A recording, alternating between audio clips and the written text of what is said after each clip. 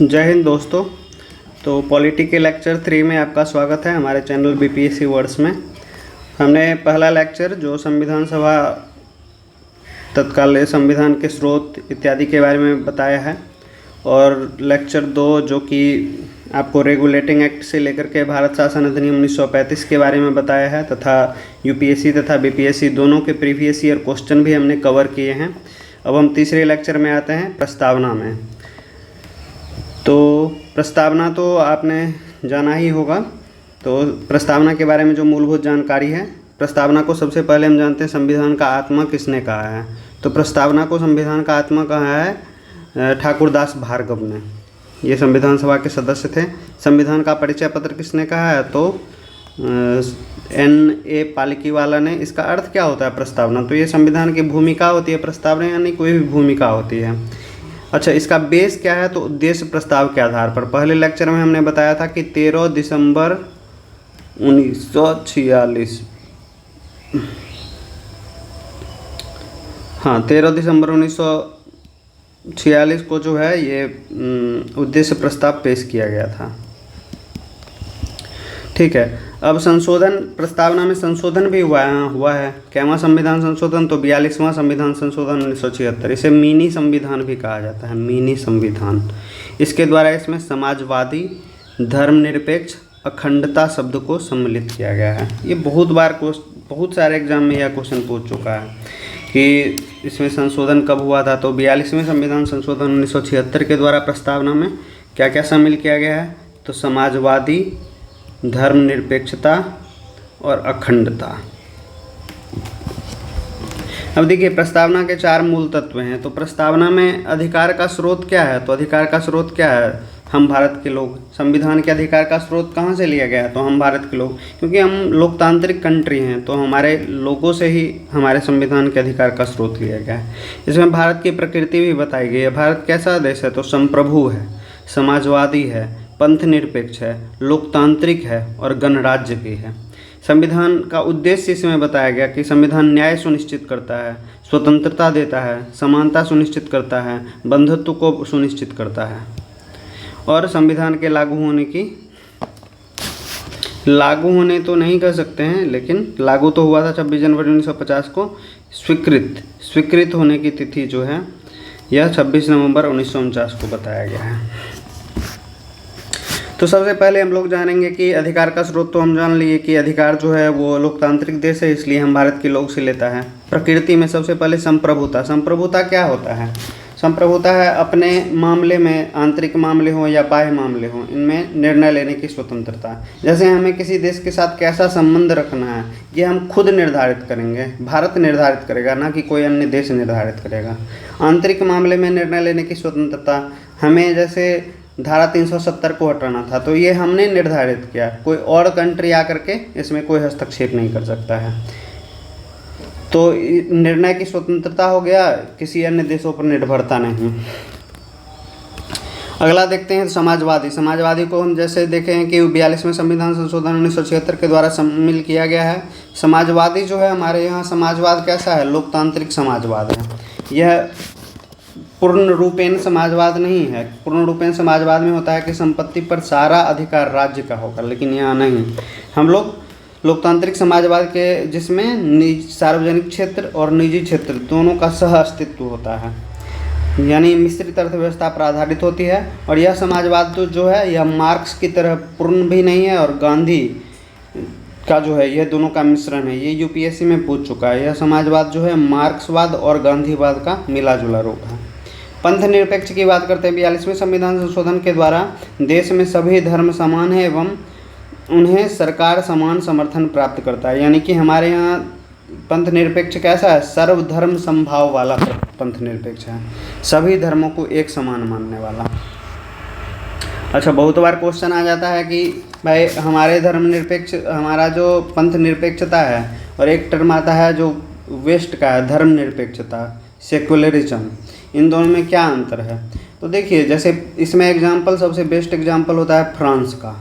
France में धर्मनिरपेक्षता है। यहाँ क्या है, राज्य किसी भी धर्म को मान्यता नहीं देता है, मतलब राज्य का रिलीजन से पूर्ण रूप से दूरी होता है। एकदम नकारात्मक अवधारणा है कि राज्य को धर्म से कोई मतलब ही नहीं होना चाहिए। लेकिन पंथ निरपेक्षता में क्या है, राज्य सभी पंथों को सम्मान देता है, सभी के प्रति समान भाव रखता है, सर्वधर्म समभाव, सभी धर्मों के प्रति समान व्यवहार करता है। यह एक सकारात्मक अवधारणा है और यह पश्चिमी विचार है। भारत जो है पूर्णतः धर्म विरोधी नहीं है, भारत सभी धर्मों का सम्मान करता है। ज़रूरी पड़ता है तो हम लोग धर्म में हस्तक्षेप भी करते हैं, जैसे कोई धार्मिक मेला लगा हुआ है, वहाँ लॉ एंड ऑर्डर की स्थिति ना बन जाए इसलिए राज्य वहाँ हस्तक्षेप करता है। ये सब है। अब लोकतांत्रिक आते हैं तो आपको लेनिन का एक कथन याद आता होगा, लोकतंत्र जनता के द्वारा सॉरी ये लेनिन नहीं, ये लिंकन का है, अब्राहम लिंकन का कथन है कि लोकतंत्र जो है जनता के द्वारा और जनता के लिए शासन है। सब चीज़ में जनता है, जनता का शासन है, जनता के द्वारा शासन है, जनता के लिए शासन है। लोकतंत्र भी दो प्रकार के होते हैं, एक प्रत्यक्ष लोकतंत्र होता है, एक अप्रत्यक्ष लोकतंत्र होता है। जैसे आप स्विट्जरलैंड में देखिएगा तो वहाँ प्रत्यक्ष लोकतंत्र है, वहीं अपने यहाँ देखिएगा तो अप्रत्यक्ष लोकतंत्र है। जैसे प्रत्यक्ष लोकतंत्र में 4 प्रकार के मूल रूप से चीज़ होते हैं। एक रेफरेंडम होता है कि जनता कानून पर निर्णय देती है, एक इनिशिएटिव होता है कि जनता कानून बनाने की पहल करती है, एक रिकॉल होता है कि नेता ठीक से काम नहीं कर रहा है तो जनता उसको हटा देती है, प्लेबिसाइट एक होता है कि क्षेत्रीय एवं राजनीतिक मुद्दे पर जनमत होना चाहिए। वहीं अप्रत्यक्ष लोकतंत्र में हमारे यहाँ क्या होता है कि हम लोग अपने यहाँ के लोगों को चुनते हैं। जैसे हम लोग लोकसभा के लिए एमपी का चुनाव करते हैं, राज्यसभा के लिए एमएलए का चुनाव करते हैं और अपना प्रतिनिधि चुन करके हम लोग संसद में भेजते हैं, इसलिए इसको प्रतिनिधि लोकतंत्र भी कहा जाता है। यह भी 2 प्रकार का होता है, एक इसमें संसदीय प्रणाली होती है जो कि अपने यहाँ, एक अध्यक्षीय प्रणाली होती है जो कि अमेरिका में है। अब देखते हैं कि भारतीय संविधान में राजनीतिक, सामाजिक, आर्थिक, लोकतंत्र तीनों को शामिल किया गया है। डॉक्टर अंबेडकर का एक बहुत ही महत्वपूर्ण कथन है, आप चाहिएगा तो इसको यूज कर सकते हैं आप अपने एस्से में भी। राजनीतिक लोकतंत्र तब तक अस्थायी नहीं बन सकता जब तक उसके मूल में सामाजिक लोकतंत्र नहीं हो। अब मूल में सामाजिक लोकतंत्र है ही नहीं तो राजनीतिक लोकतंत्र कैसे सुनिश्चित होगा? अगर दलितों को आरक्षण ना मिले तो उनके सीटों को आरक्षण ना मिले तो राजनीतिक लोकतंत्र सुनिश्चित हो ही नहीं सकता है। तब तो पता चला वो सत्ता में भागीदार पार्टिसिपेट ही नहीं कर पाएंगे। इसलिए सामाजिक लोकतंत्र जरूरी है। सामाजिक लोकतंत्र क्या होता है? वह जीवन शैली जो स्वाधीनता, समानता एवं भ्रातृत्व को मान्यता देती है, जैसे मूल अधिकार में जितना भी प्रावधान निहित है। आर्थिक लोकतंत्र जहां अवसरों की समानता हो, संपत्ति का केंद्रीकरण हो, धन का समान वितरण हो, यह डीपीएसपी में है। आर्थिक लोकतंत्र आपको मिलेगा डीपीएसपी में। सामाजिक लोकतंत्र जहां समानता का बात किया गया है वो फंडामेंटल राइट में मिलेगा। अब अगला हम देखते हैं कि गणतंत्र की भी बात की गई है। गणतंत्र में क्या है तो गणतंत्र का कुछ कंडीशन होता है। एक तो देश का जो प्रमुख होगा, जैसे अपना यहाँ प्रेसिडेंट है, प्रेसिडेंट वह एक निश्चित कार्यकाल के लिए, यही 5 साल के लिए निर्वाचित हो, यानी ना तो मनोनीत हो ना तो वंशानुगत हो, वह निर्वाचित, उसका इलेक्शन होता हो। ठीक है, देश का जो प्रमुख है उसका इलेक्शन होता हो। राजनीतिक संप्रभुता जनता के हाथ में हो, विशेषाधिकार प्राप्त वर्ग की अनुपस्थिति हो। राजनीतिक संप्रभुता, हाँ, निर्वाचित होता हो तो किसके द्वारा? ऐसा नहीं है कि कोई किसी और के द्वारा, जनता के हाथों ही, या प्रत्यक्ष हो या अप्रत्यक्ष हो, राजनीतिक संप्रभुता जनता के हाथों में होना चाहिए। और विशेषाधिकार प्राप्त वर्ग की अनुपस्थिति हो, यानी कि कोई ऐसा वर्ग ना हो जिसको बहुत ही विशेषाधिकार प्राप्त है। तो भारत क्या है? एक गणराज्य है, क्योंकि भारत में राष्ट्रपति होते हैं, उनका निश्चित कार्यकाल 5 वर्षों के लिए इलेक्शन होता है। लेकिन आप बताइए कि क्या ब्रिटेन गणतंत्र है? बिल्कुल नहीं है, क्योंकि ब्रिटेन में जो वहाँ के प्रमुख हैं उनका चुनाव नहीं होता है, वो वंशानुगत है, वहाँ पर राजा का बेटा ही राजा बनता है। लेकिन भारत में ऐसा नहीं है। और न्याय की जो अवधारणा, न्याय जो प्रस्तावना सुनिश्चित करने की बात करती है, यह कहाँ से लिया गया है? हम आपको बताए थे स्रोत वाले में भी कि सामाजिक, आर्थिक, राजनीतिक न्याय तथा मौलिक कर्तव्य, ये दोनों रूस से लिया गया है। तो सामाजिक न्याय क्या होता है? तो हर व्यक्ति के साथ बिना भेदभाव के समान व्यवहार हो। विशेषाधिकार वर्ग की अनुपस्थिति हो, वंचित वर्गों की स्थिति में सुधार हो। ये आप मौलिक अधिकार तथा राज्य के नीति निर्देशक तत्व दोनों में देख सकते हैं।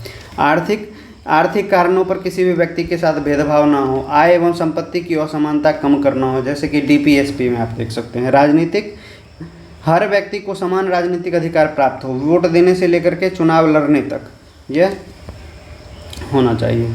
स्वतंत्रता की बात करते हैं, लोगों की गतिविधियों पर बिना कोई रोक टोक ना हो, वही स्वतंत्रता है। लोगों की गतिविधियों पर किसी प्रकार का रोक टोक ना हो और विकास का अवसर सभी को समान रूप से मिले।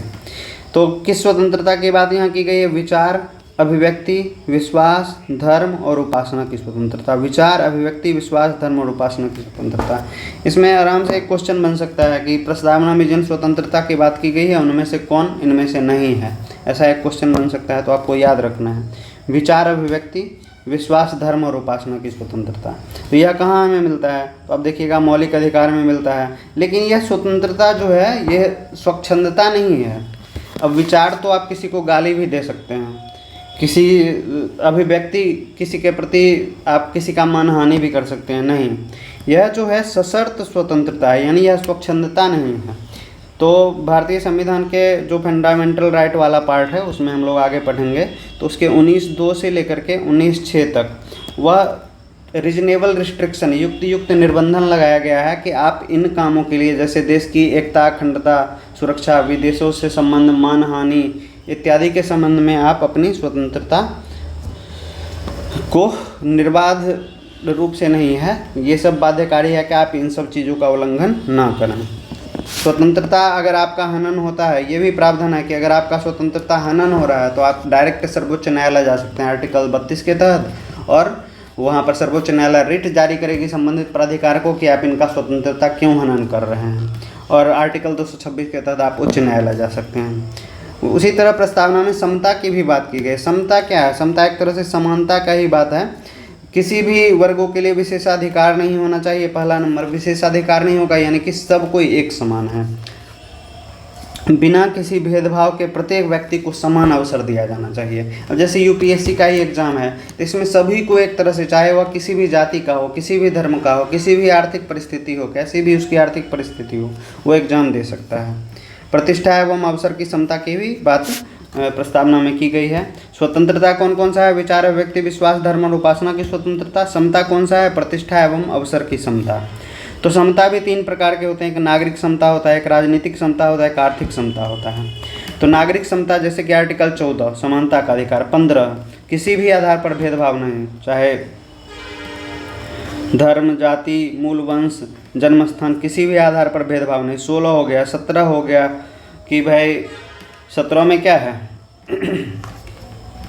अस्पृश्यता का अंत है। 18 में क्या है? कोई उपाधि नहीं लगा सकता है, सब लोग एक समान है, तो ये नागरिक समता हो गया। राजनीतिक समता हो गया 325, 326 में कि भाई किसी को आप वोट देने से किसी भी आधार पर मना नहीं कर सकते हैं किसी भी नागरिक को। आर्थिक समता हो गया, जैसे आर्टिकल 39 देखिएगा तो उसमें बोला गया संपत्ति का जो केंद्रीकरण है उसको समाप्त किया जाएगा, और जो भी धन या संसाधन है उसका समतामूलक वितरण करने का प्रयास किया जाएगा। बंधुत्व की बात अगर करें तो आपसी भाईचारे की भावना की बात की गई है, ताकि व्यक्ति की गरिमा एवं राष्ट्र की एकता, अखंडता सुनिश्चित हो। अखंडता यहाँ जो राष्ट्र की एकता, अखंडता सुनिश्चित करने की बात कही गई है, अखंडता शब्द आपका 42वां संविधान संशोधन से आया है। उसमें कौन कौन सा आया है? तो सबसे पहला आया धर्मनिरपेक्षता या पंथ निरपेक्षता, दूसरा समाजवादी, तीसरा अखंडता। ये 3 शब्द है, इसको याद रखना है।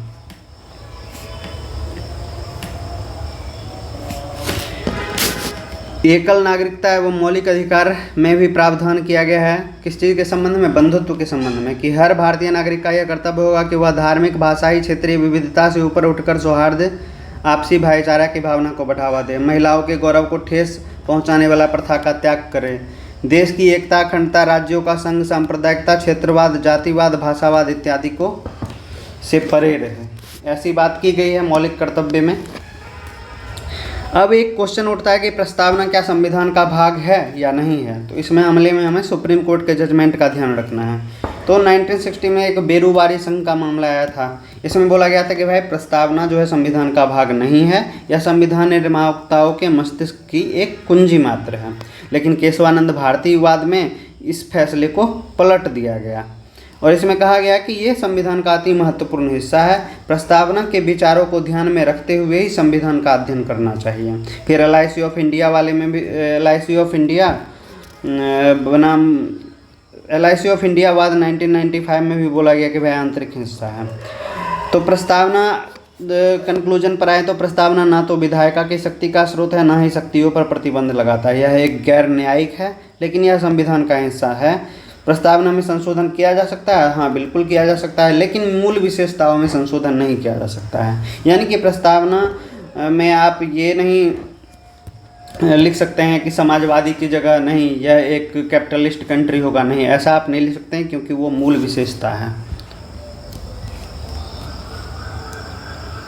ठीक है, तो प्रस्तावना का अब हम देखते हैं कि प्रीवियस ईयर क्वेश्चन में कहाँ से क्वेश्चन आए हैं। तो प्रस्तावना से बहुत सारे क्वेश्चन UPSC में भी आए हैं, BPSC में भी आए हैं।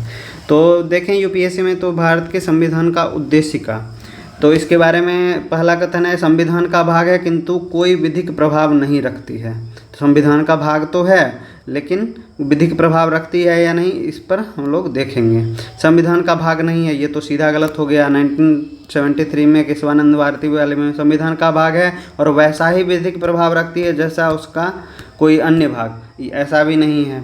संविधान का भाग है किंतु अन्य भागों से स्वतंत्र होकर उसका कोई विधिक प्रभाव नहीं। हाँ, ये बिल्कुल सही है, का 4 नंबर हो जाएगा। निम्नलिखित उद्देश्यों में से कौन सा एक भारत के संविधान के उद्देशिका में सन्निविष्ट नहीं है? तो विचार की स्वतंत्रता, अभिव्यक्ति की स्वतंत्रता विश्वास की है, लेकिन आर्थिक स्वतंत्रता का बात नहीं किया गया है, तो B हो जाएगा। भारत के संविधान में निर्माताओं के मत में निम्नलिखित में से किस में प्रतिबिंबित होता है? तो कहाँ प्रतिबिंबित होगा? उद्देशिका में होगा। ठीक है, अगला है संविधान दिवस के बारे में कथनों पर विचार कीजिए। 2023 UPSC का क्वेश्चन है।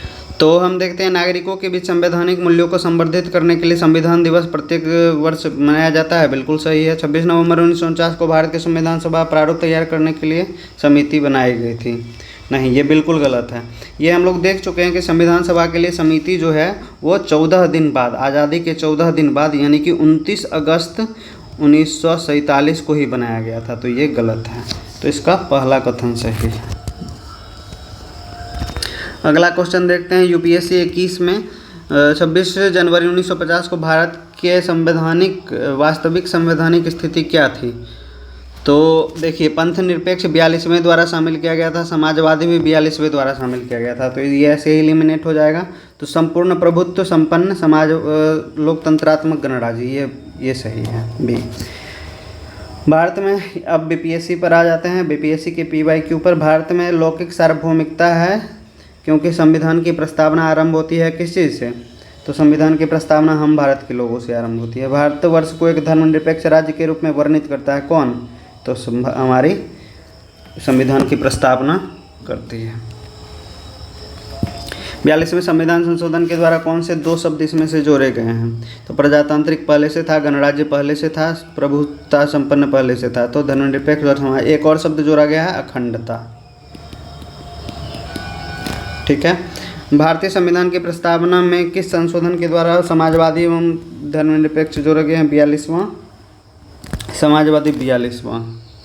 ये बहुत ही थोड़ा इजी लगेगा आपको, लगातार इससे क्वेश्चन भी आते हैं और इसको याद करना भी थोड़ा आसान है। अब इसको विचारानुक्रम, इसके लिए आपको याद होना चाहिए। जैसे अगर हम पढ़ें, हम भारत को, लघु भारत को एक प्रभुत्व संपन्न समाजवादी पंथ निरपेक्ष लोकतंत्रात्मक, तो पहले समाजवादी है, फिर पंथ निरपेक्ष है, फिर लोक प्रजातांत्रिक हो गया, संपूर्ण प्रभुत्व संपन्न को ही सार्वभौमिक कहा गया, तो इसका आंसर A हो जाएगा। भारत के संविधान के प्रस्तावना निम्नलिखित में से किस एक को पहले मुख्य रूप से सम्मिलित नहीं किया गया था? तो अगर हम देखें तो समाजवाद और पंथ निरपेक्षता बाद में सम्मिलित किए गए हैं। अब इसको क्रम सही अगर देखना हो तो इसका हम देख सकते हैं, ये वाला आंसर सबसे सटीक होता है। ठीक है, तो हमारा ये लेक्चर भी समाप्त होता है। हम आशा करते हैं कि आपको यह पसंद आया होगा। आपकी कोई भी क्वेरी हो तो आप कमेंट सेक्शन में डाल सकते हैं। धन्यवाद, जय हिंद।